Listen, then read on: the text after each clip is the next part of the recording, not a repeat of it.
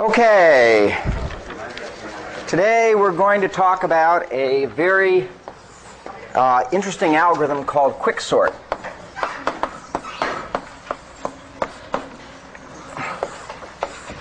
Which was invented by Tony Hoare in 1962. Okay?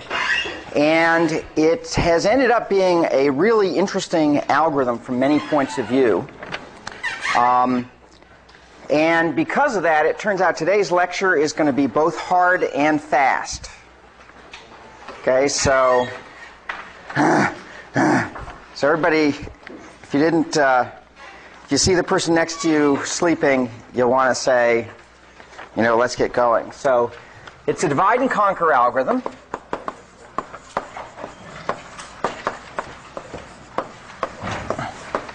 And it sorts, as they say, in place, meaning that it just rearranges the elements where they are. So that's like insertion sort rearranges elements where they are. Merge sort does not. Merge sort requires extra storage in order to do the merge operation. Okay? To merge in linear time in place, it doesn't merge in place in linear time. It doesn't do it just by rearranging. So it's nice because it's in place, so that means that it's fairly efficient in its use of storage. And it also happens to be very practical. Okay, if you tune it a bit. Okay, the basic algorithm turns out if you just implement that, it's not necessarily that efficient, but if what you do is then do the standard kinds of things you do to goose up the runtime of something, and we'll talk a little bit about what those things are, then it can be very, very practical. So it uses divide and conquer paradigm.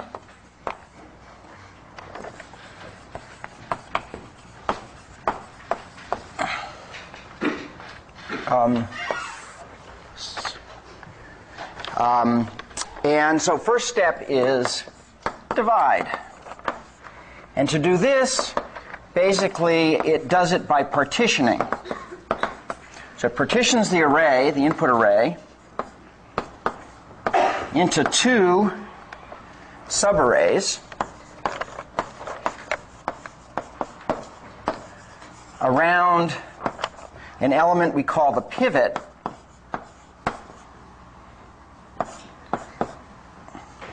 such that elements in the lower subarray are less than or equal to x or less than or equal to elements in the upper subarray. So if we draw a picture,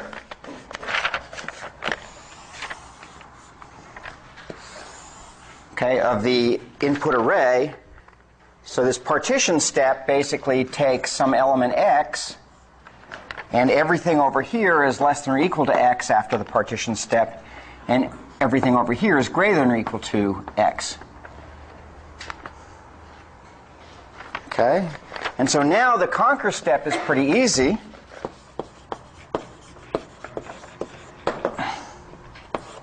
You just recursively sort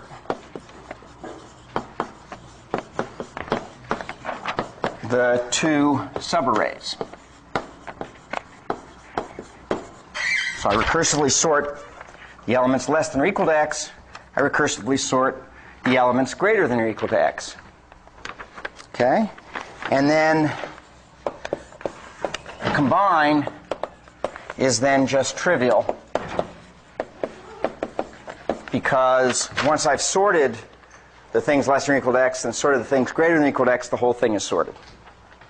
Okay, so there's nothing to do really for the combine. So the key step in Quicksort is this partition step. So that's the thing that that does all of the work. And so you can view Quicksort as just recursive partitioning. That's all it is. Okay, just as merge sort was recursive merging, Okay, Quicksort sort of goes the other way around and does recursive partitioning.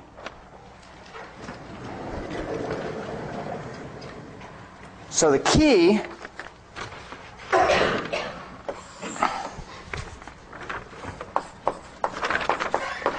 is the linear time, by which I mean theta n,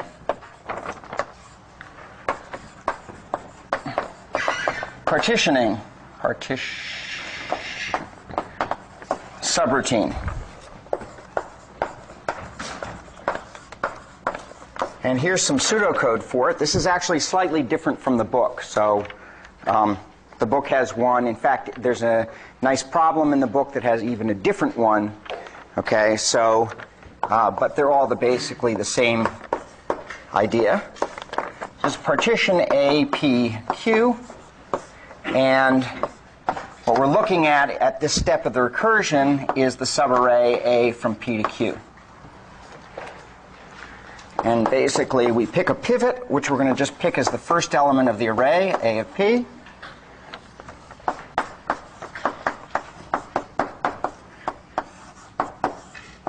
And the book, just for your information, uses A of Q. But I use A of P. Doesn't really matter. Okay? And then we set an index to P, and then we have a loop.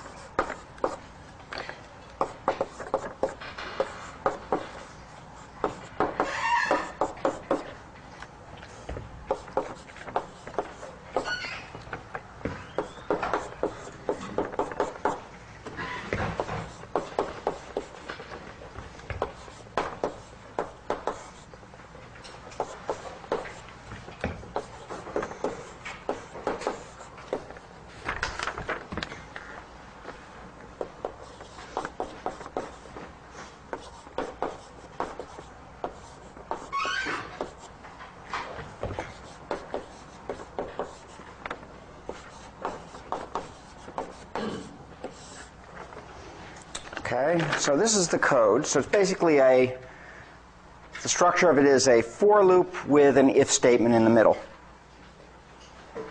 Okay, and so the structure of the algorithm of this partitioning step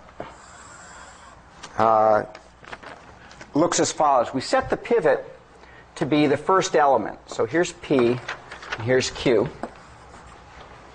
Okay, so this is going to be our invariant for the loop. Okay, and at any time during the execution of the loop, I essentially have some values up to I, which are already less than or equal to x, and then some values that end at j minus 1 that are greater than or equal to x. And then I don't know about the rest.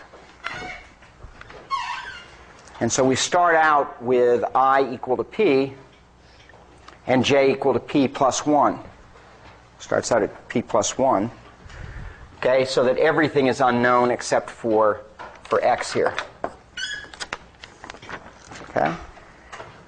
And then the idea is that it's going to preserve this invariant. And the way it does it is, as we go through the loop, is it looks at A of j, and it says, is it greater than or equal to x? Sorry, is it less than or equal to x? Okay, if it's greater than or equal to x, it does nothing. Okay, because what can happen? If this is greater than or equal to x, essentially it just goes to the next iteration of the loop, which moves this boundary, and the invariant is satisfied. Does everybody see that? Yep. Okay, but if it's less than or equal to x, I've got a problem. If I want to maintain the invariant, if this next element is less than or equal to x. And so what it does then is it says, oh, let me just move this boundary and swap this element here, which is greater than or equal to x, with this one here that's less than or equal to x, thereby increasing the size of this subarray, and then the invariant is satisfied again. Okay? It's a fairly simple algorithm. And it's actually a very tight and easy algorithm, so that's one reason that this is such a great piece of code. Okay? Because it's very efficient. Okay? Now in principle, so this basically, the running time for this on n elements is order n.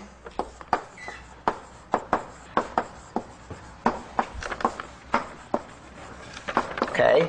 Because I'm basically just going through the n elements and just doing a constant amount of work, and then just a constant amount of work outside. So this is a clever piece of code. In fact, in principle, partition is easy, right? Okay, if I weren't worrying about doing it in place, it's really a pretty easy thing to do. I take an element, I just compare every other element with it. Throw one into one bin, one into the other. That's clearly linear time. Okay, but often what you find is that just because you can do it that way theoretically doesn't mean that that's going to end up giving you good code. And this is a nice piece of code that allows you to do it in place. Okay, and that's one reason why this is a particularly good algorithm, because the constants are good. Okay, so yes, when we do asymptotic analysis, we tend to ignore the constants, but when you're actually building code, you care about the constants. Okay? But first, you care much more than just about the constants, is whether overall it's going to be a fast algorithm. Okay, let's go through an example of this. Guess I'll do it over here, just so we get the gist. So here's a sample array that I've created out of whole cloth. Okay, and here we're going to set x, the pivot, to be 6. Okay, and so let's look to see how this algorithm works. So I starts out here, and j starts out here. Okay, if we initialize. And what we do is we start scanning right. Essentially, that code is scanning right until it gets something which is less than or equal to the pivot. So it keeps going here till it finds, j keeps incrementing until it finds something that's less than or equal to the pivot. And in that case, it's the number 5. And then it says, well, swap these two things. Okay, and it does that, and we get 6, 5, 13, 10, 8, 3, 2, 11. Okay, and meanwhile, now I gets incremented, and j continues where it left off. Okay, and so now we keep scanning right until we get to something that's less than or equal to the pivot. In this case, it's 3.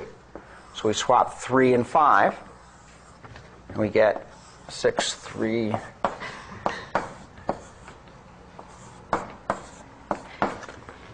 Okay, and now at this step, we increment I, we start j out here, and in this case, right off the bat, we have something which is less than or equal to x.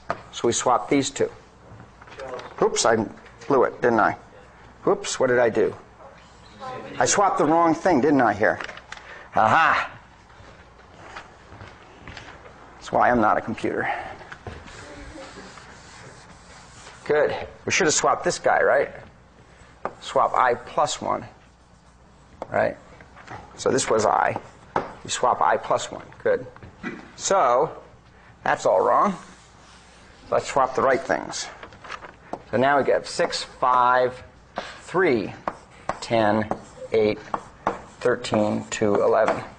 That even corresponds to my notes for some strange reason. Okay? So this is I, and now this is j. Okay? And now when I look, I immediately have something that's less than or equal to the pivot. So we swap this and I plus 1.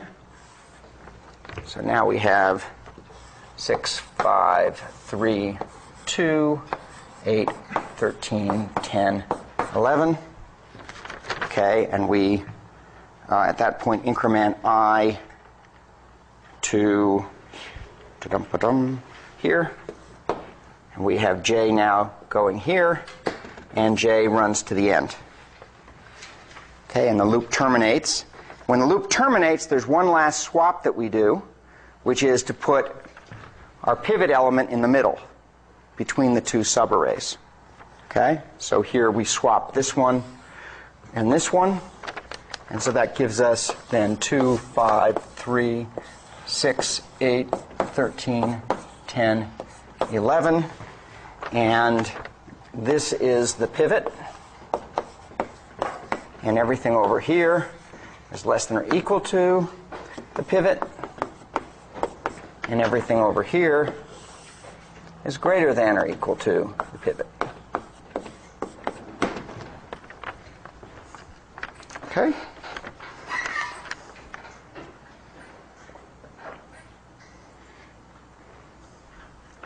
Okay, so the quicksort routine, once we have this partition routine, quicksort is a pretty easy piece of code to write.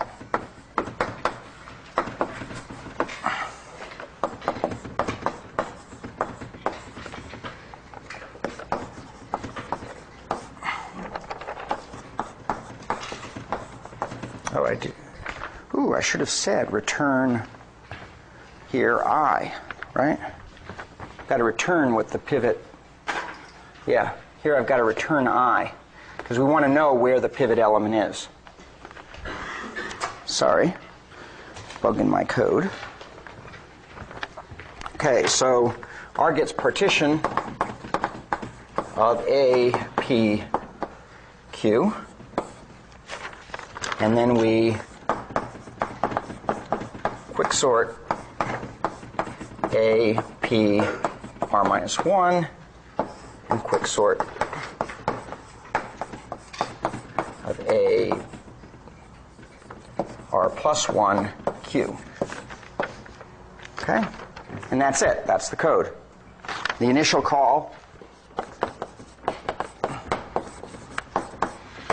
is quicksort of A1, N. Okay? Because once we've partitioned, we just have to quicksort the two portions, the left and right portions.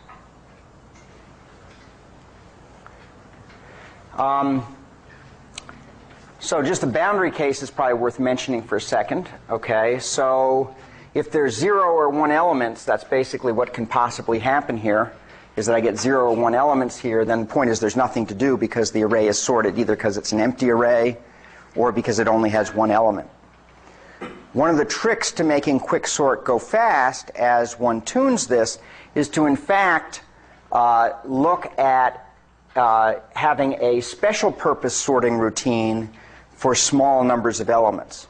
So, for example, if you get down to 5 elements, having some straight line piece of code that knows how to sort 5 elements efficiently, as opposed to continuing to go through recursion in order to accomplish that. And there are a variety of other things. This is a tail recursive code, and so you can use certain tail recursion optimizations. And there are a variety of other kinds of optimizations that you can use to make this code go fast. So yeah, you can tune it up a bit beyond what's there, but the core of it is this efficient partitioning routine. Okay. So, okay, so that's the algorithm. Turns out that looking at how fast it runs is actually a little bit challenging. Okay? So in the analysis, we're going to assume that all elements are distinct. Okay? It turns out that this particular code does not work very well when you have repeated elements. But Hoare's original partitioning routine is actually more efficient in that case if there are duplicates, okay, in what you're sorting. I encourage you to look at that, but it's got a more complicated invariant for a partitioning routine, but it does a similar kind of thing. It's just a bit more complicated. Okay. If they weren't all distinct, there are things you can do to make them distinct, or you can just use this code, but the easiest thing to do is just use Hoare's original code, because that works pretty well when they're non-distinct. Okay, but this is a little bit easier to understand. So let's let T of n be the worst case running time on n elements. Okay, and so what is the worst case? What's the worst case going to be for Quicksort?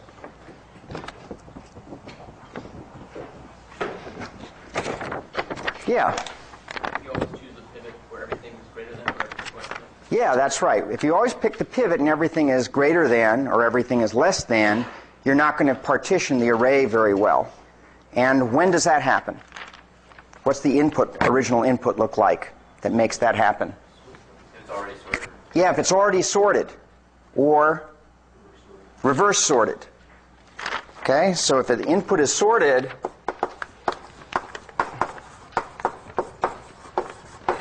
or reverse sorted. That's actually kind of important to understand, because it turns out the most common thing to sort is something that's already sorted. Okay, surprisingly. Okay, or things that are nearly sorted. But often it's just, it's sorted, somebody wants to make sure it's sorted. Well, let's just sort it again rather than checking to see if it's sorted. Okay? And in those cases, one side of the partition, of each partition,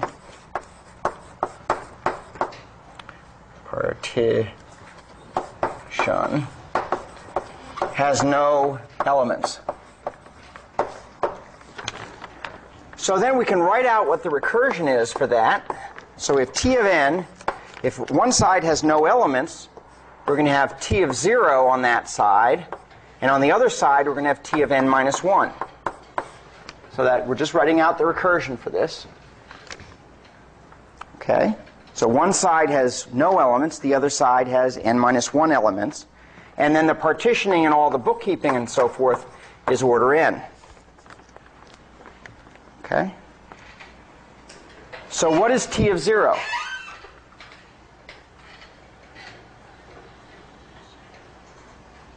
What's T of 0? What is that asymptotically? Constant. Yeah, it's a constant, order 1. Okay? So that's just order 1 plus T of n minus 1 plus order n. Well, the order 1 can be absorbed into the order n, so this is really just saying it's T of n minus 1 plus order n. And what's that equal to? Yeah, that's order n squared. Okay, order n squared. Why is that order n squared? Yeah, it's an arithmetic series. Okay?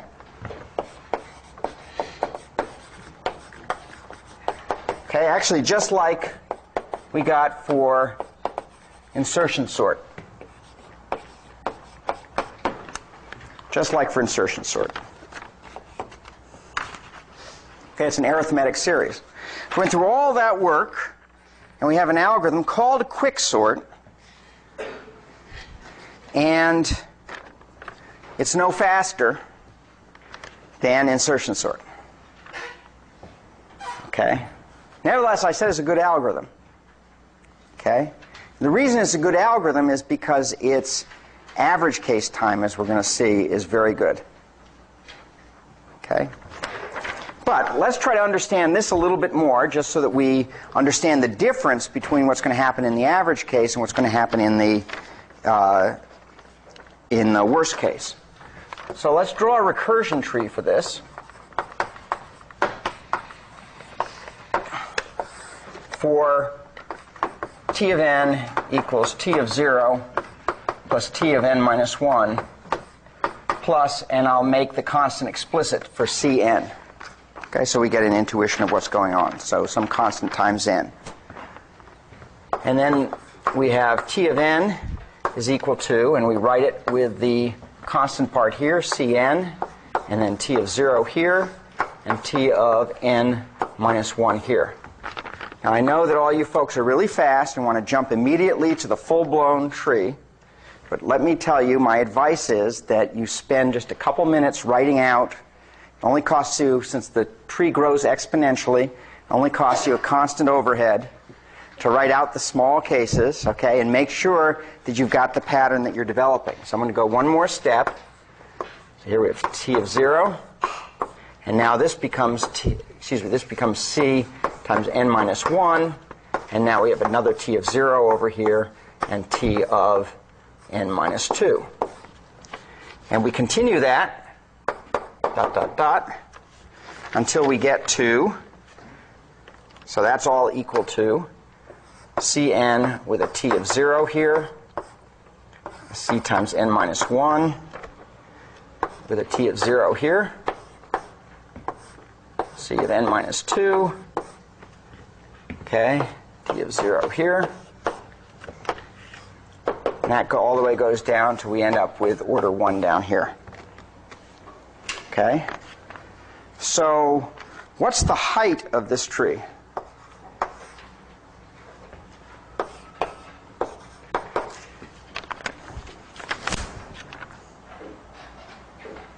What's the height of the tree here? Yeah, n. Good.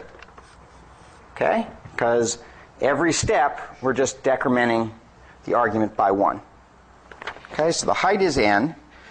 Okay, so to analyze this, let's first add up everything that's here. Okay, so this is just so we understand where these things are coming from, this is just theta of the summation of k equals 1 to n of k. Actually, of ck.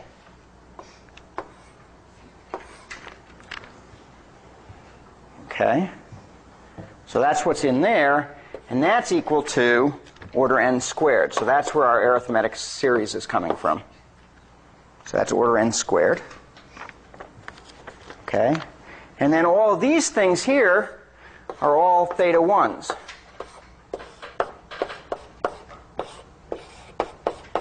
And how many of them are there? They're order n. Actually, there's n theta 1s. Okay? So the total amount ran out of space. The total amount, we'll just use it up here, is t of n equals theta of n plus theta of n squared, and that's just equal to theta of n squared. Okay? So just to see what the structure is in terms of the recursion tree. Okay? It's a highly unbalanced recursion tree. Now I'm going to do something that I told you you should never do, which is we're going to do a best case analysis. Okay? So this is for intuition only. And in general, we don't do best case analysis. It doesn't mean anything. Unless we get some intuition for it, maybe.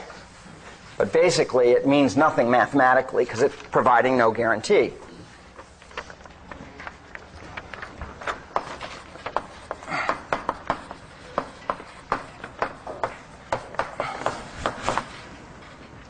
Okay? And so this is intuition only.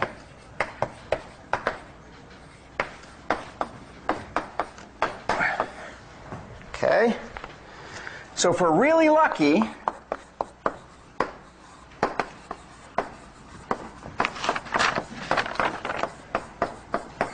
what happens for partition? What's going to be the lucky case?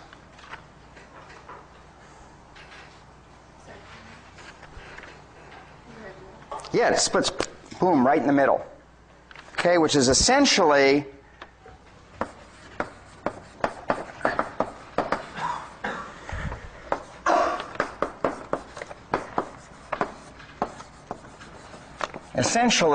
n over 2 to n over 2.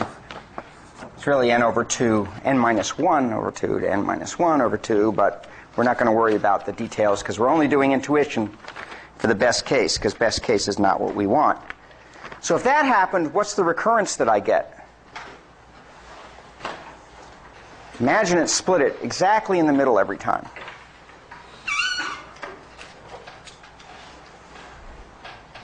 Then what happens?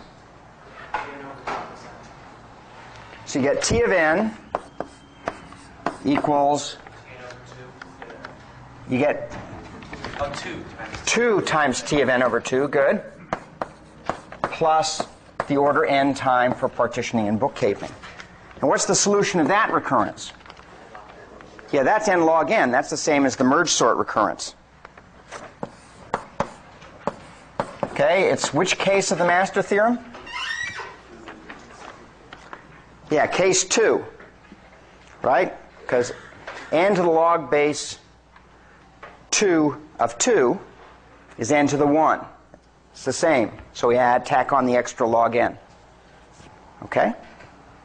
Case 2 of the master theorem. Okay? So that's pretty good. That says that in the best case, Quicksort's going to do well.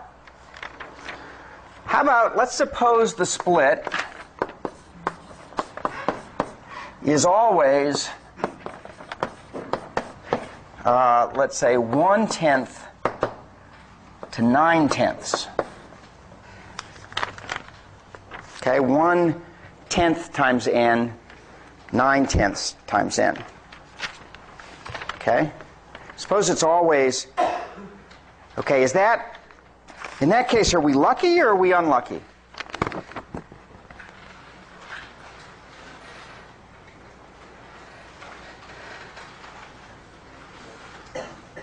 I mean, if the split is really skewed, we're clearly going to be unlucky. Right? Because then it's, say, 1 to n. If it's really in the middle, it's n log n. What do you suppose it is if it's 1/10 to 9/10? Is that lucky or unlucky? Who thinks, we'll have a little democracy here. Okay? Who thinks that that's a lucky case? Okay, you know there's going to be fast running time. And who thinks it's an unlucky case? Okay, so we have some brave soul. And who didn't vote? Oh, come on. Come on. Come on. Put your... It's always better, by the way, to say yes or no and be right or wrong, because then you have some emotional commitment to it and you'll remember better. Okay, rather than just sitting and being quiet. Okay, you don't manipulate your own emotions well enough to remember things well.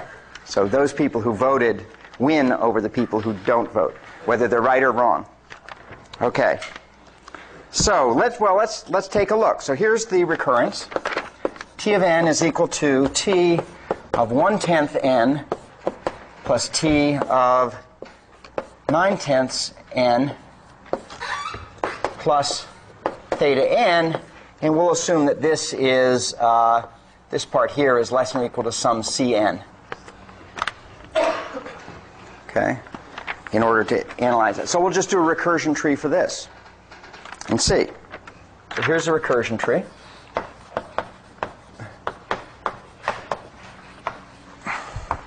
So we have T of n. That's equal to Cn, T of 1/10 n, T of 9/10 n. Now we have, again, Cn at the top. Oh, this gets complicated, right? This is 1/10 Cn. And now over here we have 1/10, and then we're plugging it into the recursion again. So we now get T of 1/100th n. And over here we get T of, what? 9/100ths n. And over here we have now 9/10 Cn, and that gives us here T of, well, 9/100ths n again, and here we get T of 81/100ths n. Okay, and we keep going on. Okay, so that's equal to, Hope we're going to be able to fit this. Cn, so we have 1/10 Cn here.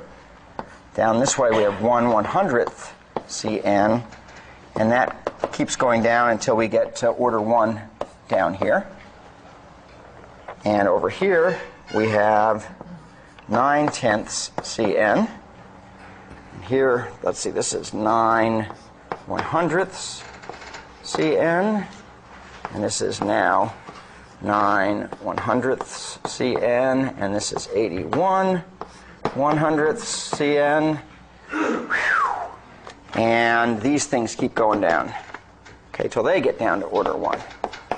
But the leaves are not all at uniform depth here, right? I mean, this side is way further up than this side, right? Because here we're only going down by 9/10 each time. So in fact, what's the height looking, or what's the length of this path here?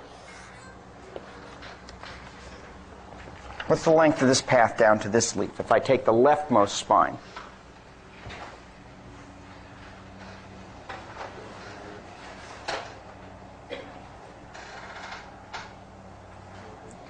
Somebody raise a hand? Yeah.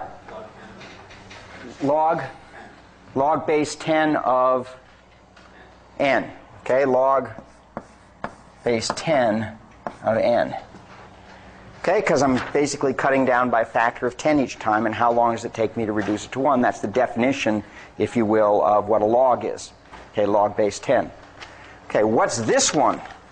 What's this path going that way?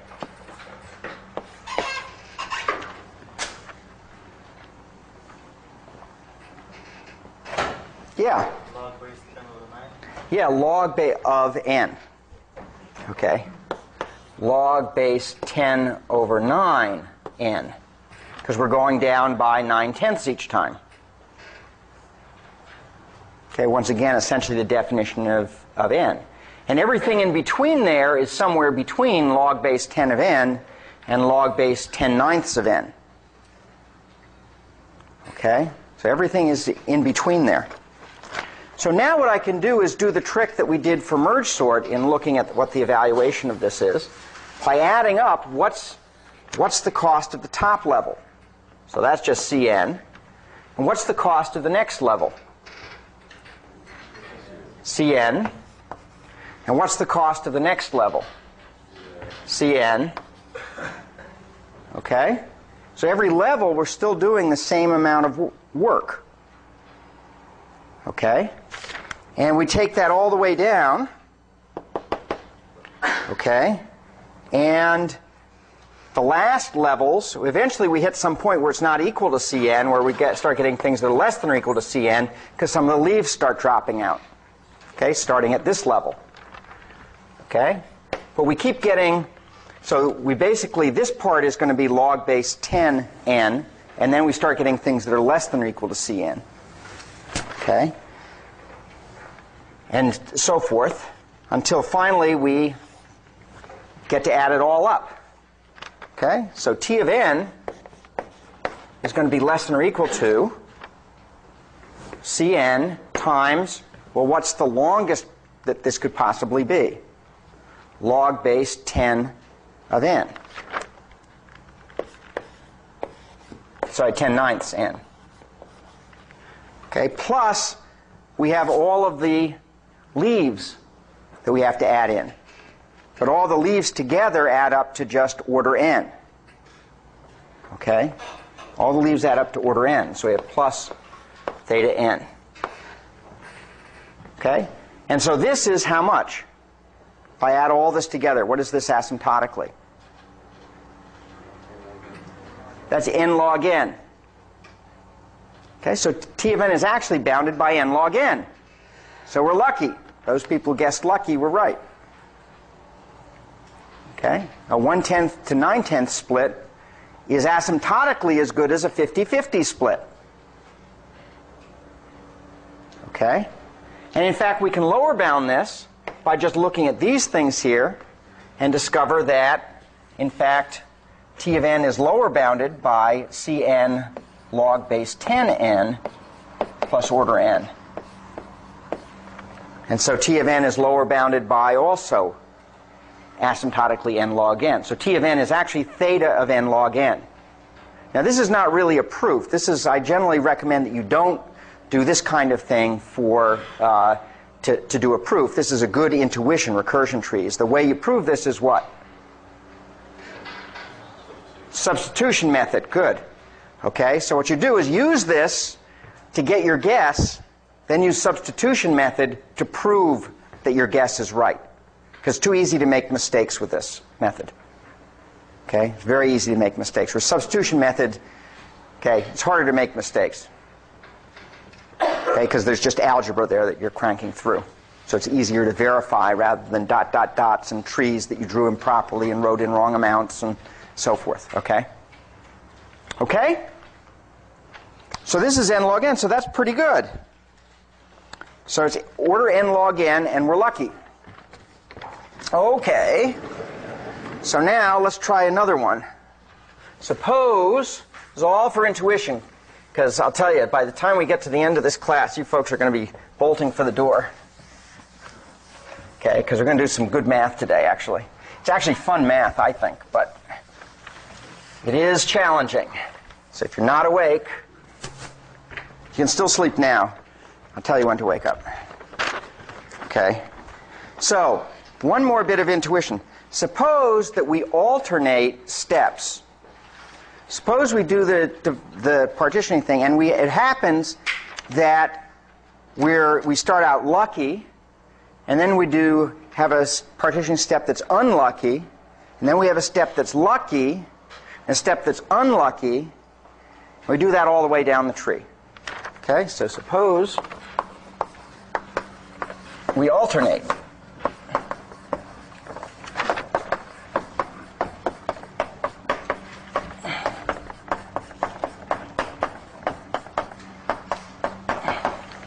Okay? So are we lucky or unlucky if we do that? Okay, so this time I want everybody voting. Doesn't matter what your answer is. Okay? Everybody has to have a stake in the game. Right? It's sort of like horse racing. If you ever watched horse racing, it's really boring. You put a little bit of money down.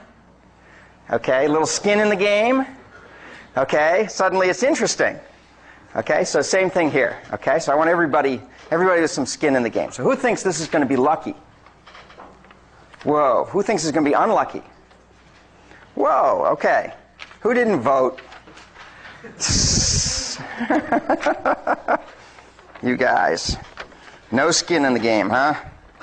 Okay, so let's analyze this. So we can once again write a recurrence. On the lucky step, we'll have L of n be the running time on a lucky step of size n. And that's going to be twice, while the next step is going to be unlucky. So it's 2 unluckies over 2, plus order n. So that's our lucky step.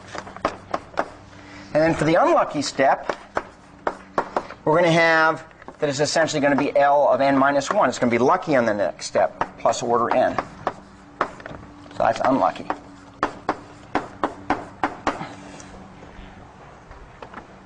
Okay? So see how I've described this behavior with a system now of recurrences, okay, that are dependent, where the boundary cases, once again, which aren't unstated, is that the recurrences have a constant solution, okay, with constant input. Okay? So now we just do a little bit of algebra using substitution. L of n is then equal to, well, I can just plug in, for u of n over 2, plug in the value of u of n over 2. And that gives me 2 L of n over 2 minus 1 plus theta n plus theta n. Okay, so see what I did here? Okay, it's simply plugged in, for u of n over 2, I plugged in this recurrence. In fact, technically, I guess I should have said here theta of n over 2, just to make the substitution more straightforward. It's the same thing, but just to make it, not to skip a step. Okay? Not to skip a step. Okay. So that we can now crank through, and that's 2 L of n over 2 minus 1 plus, and now I have 2 theta n over 2's plus another 1. So all of that is just order n. And what's the solution to that recurrence? N log n.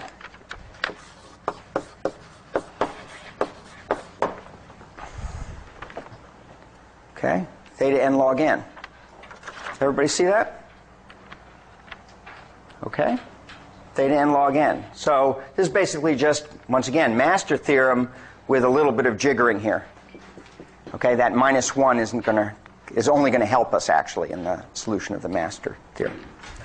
Okay, so it's order n log n. So we're lucky.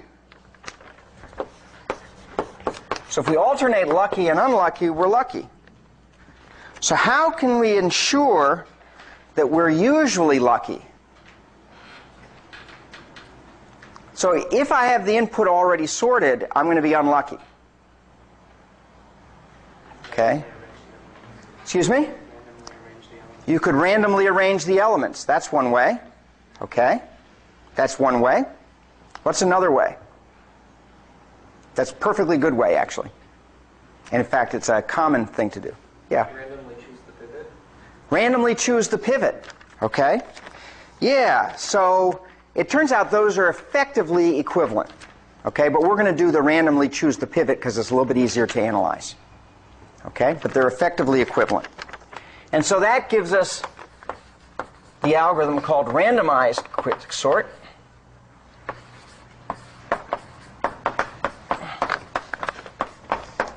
Okay, and the nice thing about randomized quicksort is that the running time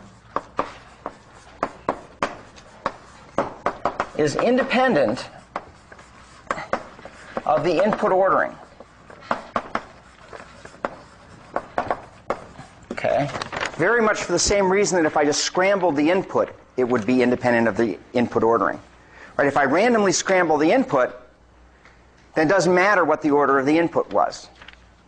Whereas original quicksort has some slow cases, input sorted or reverse sorted, and some fast cases. Okay, in particular, it turns out that if it's random, it's going to be pretty fast. Okay, if I actually randomly scramble the input or pivot on a random element, okay, it doesn't matter what the input was. So if you were competing, one way to think about this is with an adversary. Okay, imagine your adversary. You're saying, I have a good sorting algorithm. And he says, I have a good sorting algorithm, and you're trying to sell to a single customer.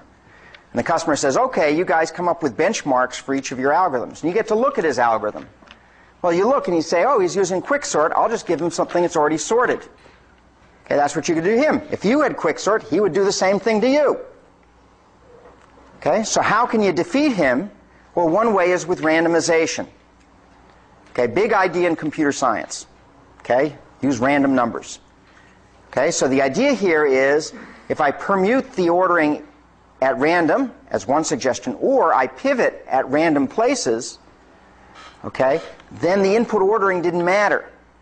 And so there's no bad ordering that he can provide that's going to make my code run slowly. Now, I might get unlucky, but that's just unlucky in my use of my random number generator. It's not unlucky with respect to what the input was. What the input was didn't matter. Everybody follow that? Okay? So the nice thing about randomized quicksort is that it makes no assumptions about the input distribution. You don't have to assume that they're that all inputs are equally likely, because either you can make it that way or you pivot in a way that makes makes that effectively hold. And there, in particular, there's no specific input that can elicit the worst case behavior. Okay? The worst case is determined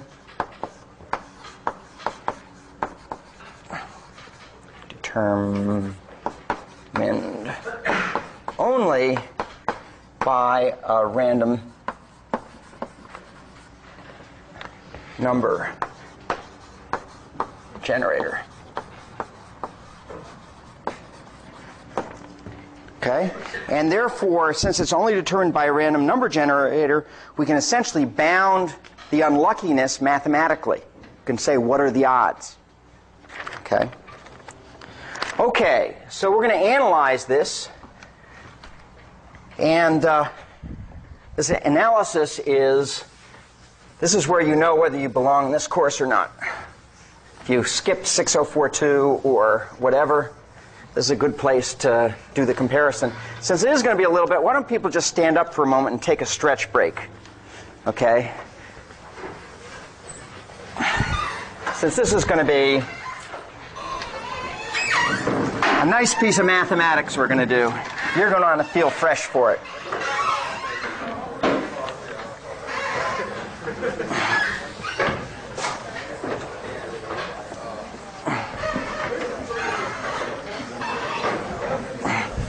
Okay.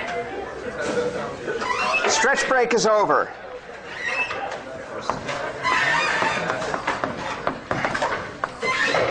Okay, analysis. Good. I think we're going to make this. Okay. I'm sort of racing. There's a lot of stuff to cover today, so. Good. So let's let T of n now be the random variable for the running time. Okay, assuming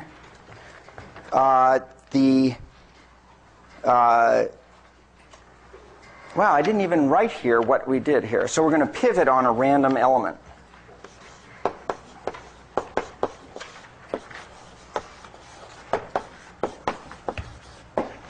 Okay, so that's the basic scheme we're going to do.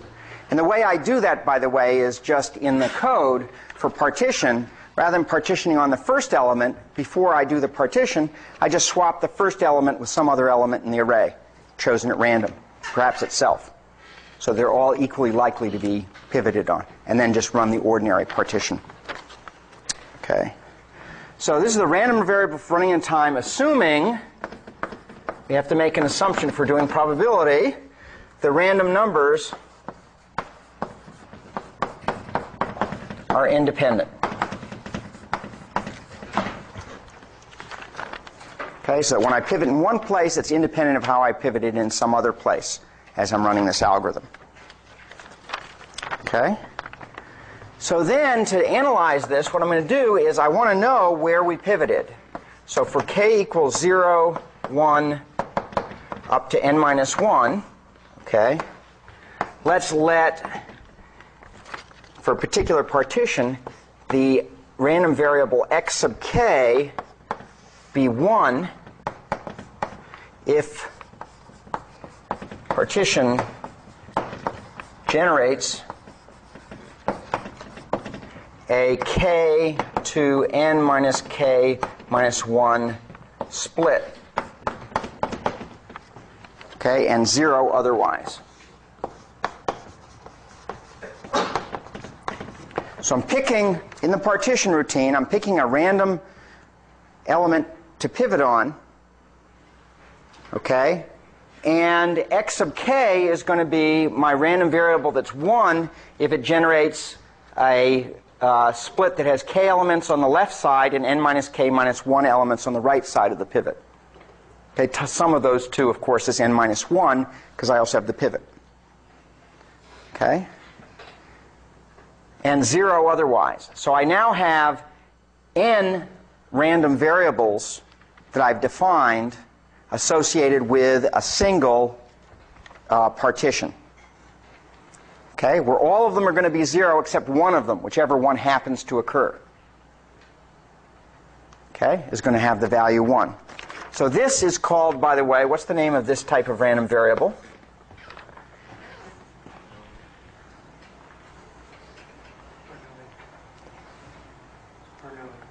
Bernoulli, or, well, Bernoulli has other assumptions.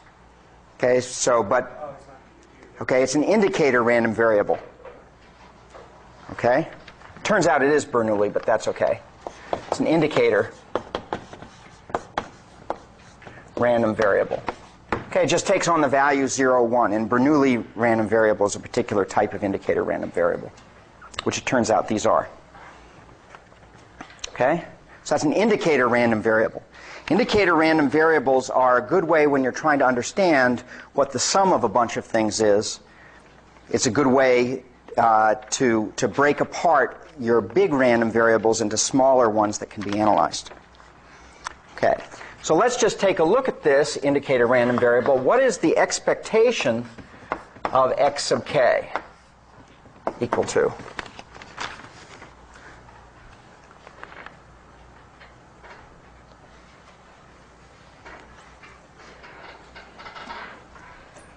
In other words, what is the probability that I generate a k to n minus k minus 1 split?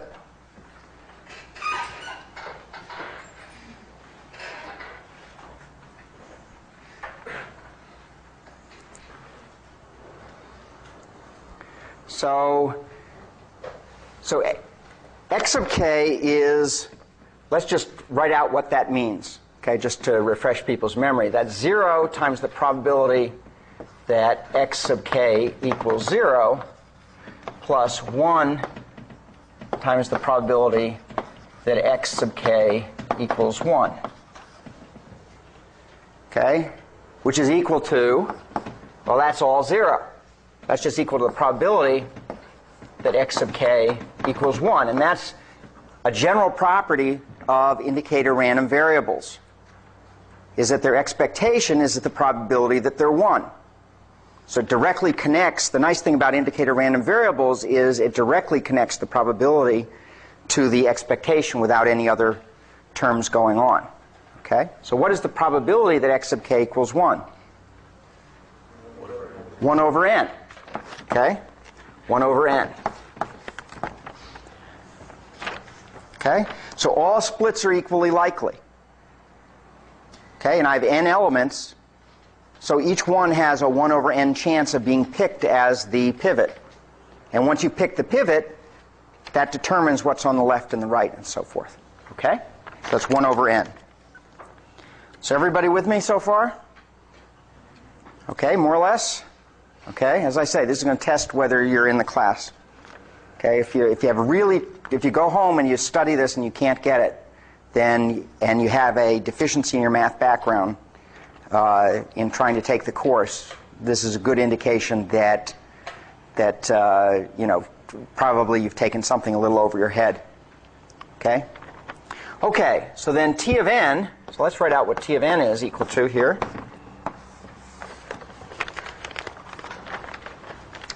So T of n is going to be equal to T of 0 plus T of n minus 1 plus theta of n if we get a 0 to n minus 1 split. Right? And it's equal to T of 1 plus T of 2, n minus 2 plus order n if we have a 1 to n minus 2 split. Okay? Okay, and now down here it's going to be T of n minus 1 plus T of 0 plus theta n if we end up with an n minus 1 to 0 split.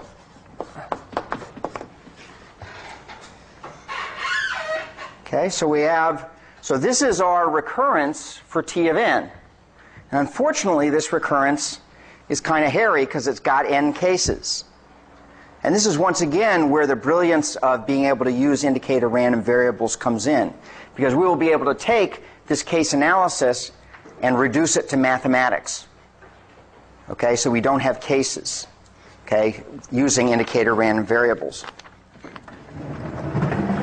And the way we do that,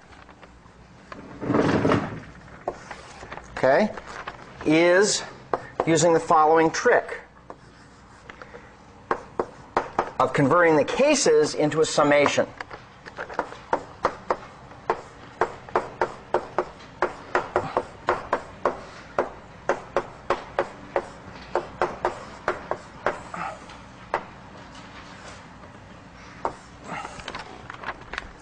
Okay, so let's just take a look at why these two things are the same. Okay, so the indicator random variable is 0 except for the case, except if you get the particular split. So therefore, this summation is going to be 0 except for that k which actually appeared, in which case it's the value that we say it is. Okay, see the trick? Using multiplication by a 0-1 variable to handle all the cases. Okay, I think that's damn clever. Okay, I think that's damn clever. Okay, and this is like the classic thing that you do with indicator random variables. One of the reasons they're very powerful method. Because now we actually have a mathematical expression, hairy although it may be, okay, for our recurrence. Okay? Now what we're going to analyze is the expected value of t of n. That's what we want to do. Okay, what's the expected value of t of n?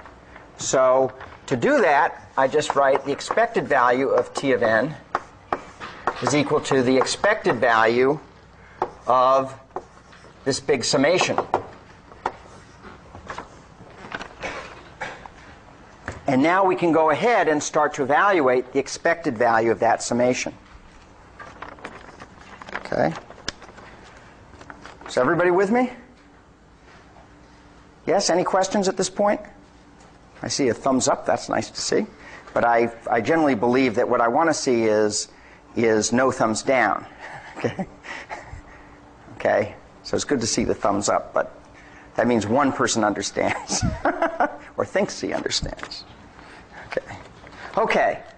So this is, I claim, equal to the following. Actually, I'm going to need a little space here, so I'm going to move the equal sign over a little bit.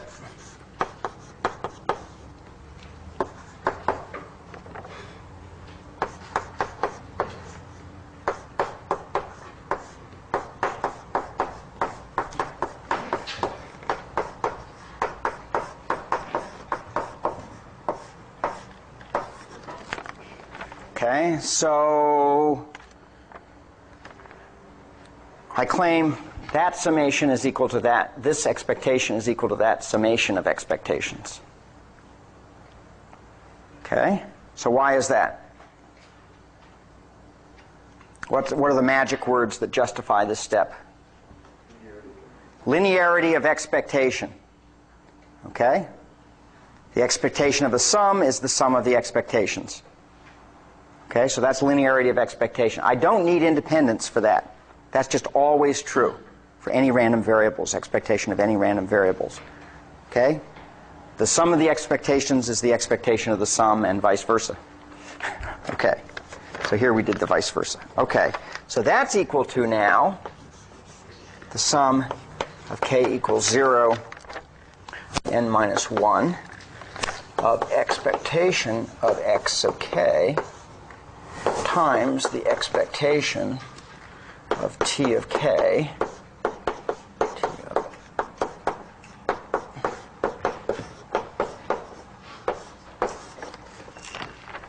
So why is that true? So what I've done is I've split I've said the expectation of the product is the product of the expectations.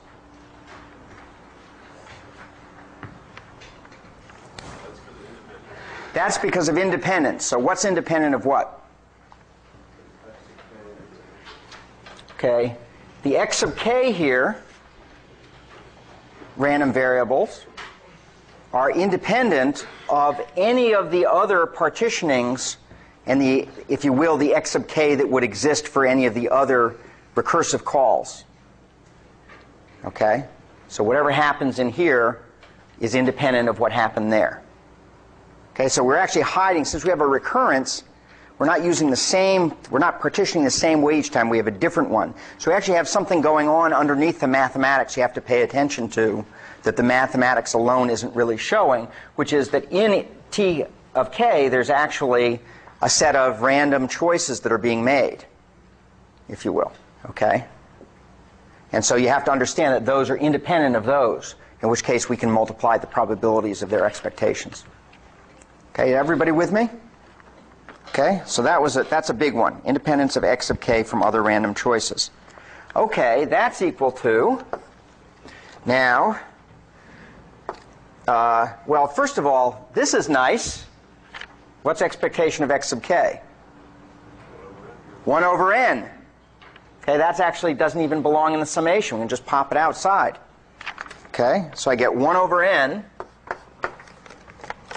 times the sum of k equals 0 to n minus 1 of expectation of t of k plus 1 over n summation k equals 0 to n minus 1 of expectation of t of n minus k minus 1 plus 1 over n summation k equals 0 to n minus 1 of the theta n. Okay? So that's once again using linearity of expectation there, this time to split up these pieces. And just factoring out the expectation of k as being 1 over n. Everybody with me still? Okay. Okay, so all of this is elementary. It's just it's one of these things that's hard just because there's so many steps. Okay? And it takes that you've seen some of this before. Okay, so now the next observation is that these two summations are in fact identical.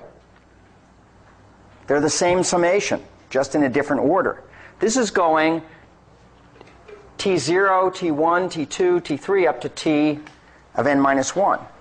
This one is going T of n minus 1, T of n minus 2, T of n minus 3, down to T of 0. So these are in fact equal. So therefore I have two of them.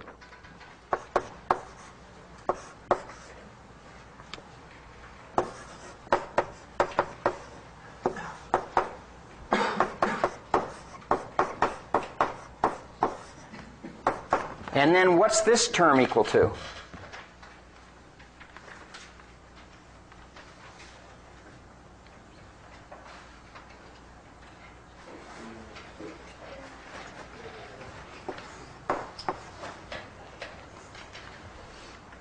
What's that one equal to?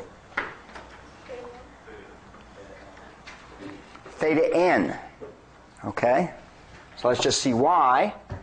So the summation of 0 to n of theta n is theta n squared divided by n. Or if I want to bring the theta n out, I have 1 times the summation of k equals 1 to n of theta 1, or of 1. So once again, I get n. Either way of doing it. Okay? Okay, so this is in some sense the, so this is because the summations have identical terms, and this is just algebra. Okay, so now what we're going to do is do something for technical convenience, because we're going to absorb the k equals 0 and 1 terms into the theta n for technical convenience.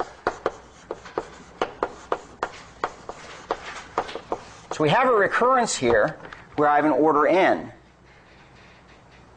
And if I look at the cases where k equals 0 or k equals 1, I know what the expectation is for 0 or 1. It's the expected cost is the worst case cost, most of the worst case cost, which is constant. Okay, because I'm only running it for, I'm only solving the problem for a constant size. And we know that for any of the boundary cases that our solution of recurrence, our assumption is that it's constant time. So I can basically just take those two terms out, and all that does is accumulate some more constant here in the theta n.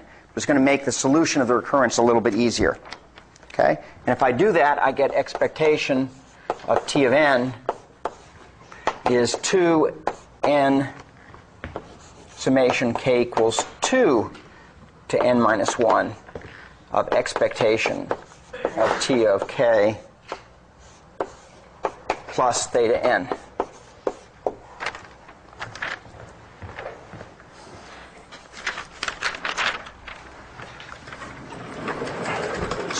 that work was to derive the recurrence.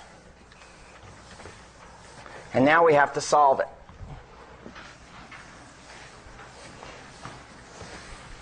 Okay, so just to review what we did,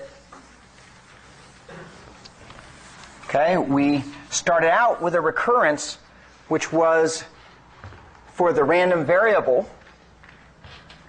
which involved a case statement. We converted that into some mathematics without the case statement, just with a product, and then we derived a recurrence for the expectation. Okay, and now we're in the process of trying to solve that recurrence. So we've done some simplification of the recurrence so that we understand what it is that we're going to solve here.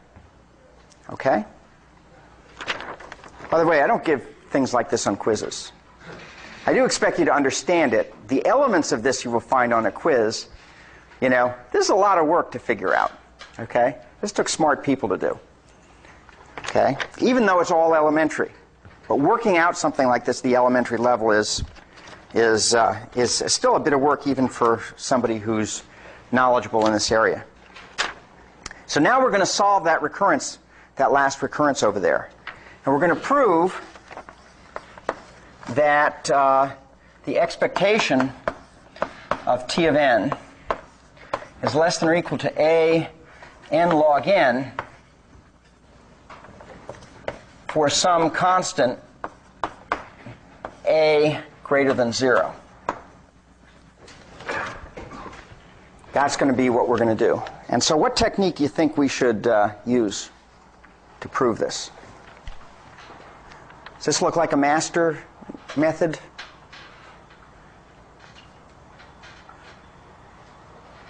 It's nothing like the master method. Okay, so when in doubt, do substitution. Okay? It's the granddaddy of all methods. Okay? So what we'll do is solve the base case by simply choosing a big enough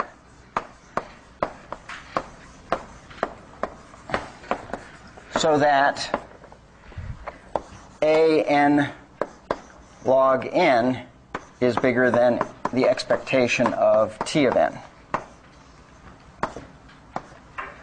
Okay? For sufficiently large small n. Okay, so I just pick a to be big enough. And this is, by the way, why I wanted to exclude 0 and 1 from the recurrence. Because, for example, when n is 0, log of 0 is, it's like dividing by 0, right? Can't do it. Log of 1 is 0. So here, even if I restricted it to 1, here I'd have a 0, and I can't ever pick a big enough to dominate those cases. So what I do is I just say, look, those aren't part of my, I just absorb whatever the cost is into the theta n for technical convenience, and that lets me address it as a n log n to be big enough to handle the base case. Okay? So that's why we made that technical assumption. Okay. We're going to use a fact, okay, which is that the summation of k equals 2 to n minus 1 of k log k is less than or equal to 1/2 n squared log n minus 1/8 n squared. And I'll leave that as an exercise for you to work out. I think it's an exercise in the book too. Okay? So I want you to go and evaluate this. There are two ways to evaluate it. One is by using purely summations and facts about summations, by splitting the summation into two pieces and reconstituting it to prove this bound. The other way is to use the integral method, okay, for solving summations. Okay? So either way you can prove. The integral method actually gives you a tighter bound than this. Okay? But you can okay? So this is a basic fact. You should go off and know how to do that. So now let's do substitution.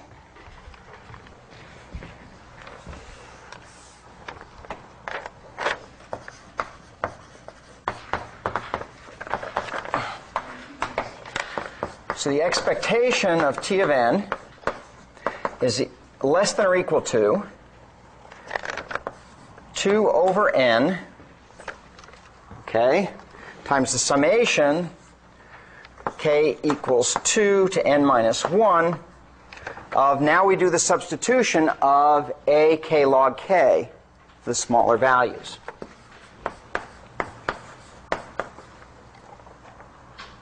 Plus theta n. I might mention, by the way, that the hard part of doing this, it's easy to get the bound without this term. Okay, it's easy to get this bound, 1/2 n squared log n. Okay, it's harder to get the second order term. Turns out you need the second order term in order to do what we're going to do. Okay, you have to be able to subtract a quadratic amount from the n squared log n in order to make this proof work. And that's the trickier part in evaluating that summation. So we get this. So that's less than or equal to, well, I happen to know how much this is by using that formula. Okay, so I use my fact. I get 2a over n times 1/2 n log n minus 1/8 n squared plus theta n. Okay, just by doing, did I do something wrong? Plus n squared log n. There we go. Very good. Okay, n squared log n. Okay. So that's equal to, if I multiply this first part through, that's a n log n, n squared log n. Sorry, a n log n. This time it is n log n. Good. A n log n. And now, so I don't make a mistake, I want to express this as my I'm expressing this as my desired, this is what I want it to be, minus a residual. Okay? So I'm going to write the residual as this part. Okay? And so the way to write that is that's going to be minus, and then it's going to be this term here, which is going to be a n over 4 minus theta n.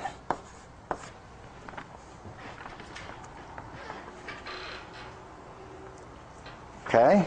And that's going to be less than or equal to a n log n if this part is positive. And I can make that part positive by picking a big enough such that a n over 4 dominates the constant in the theta n here.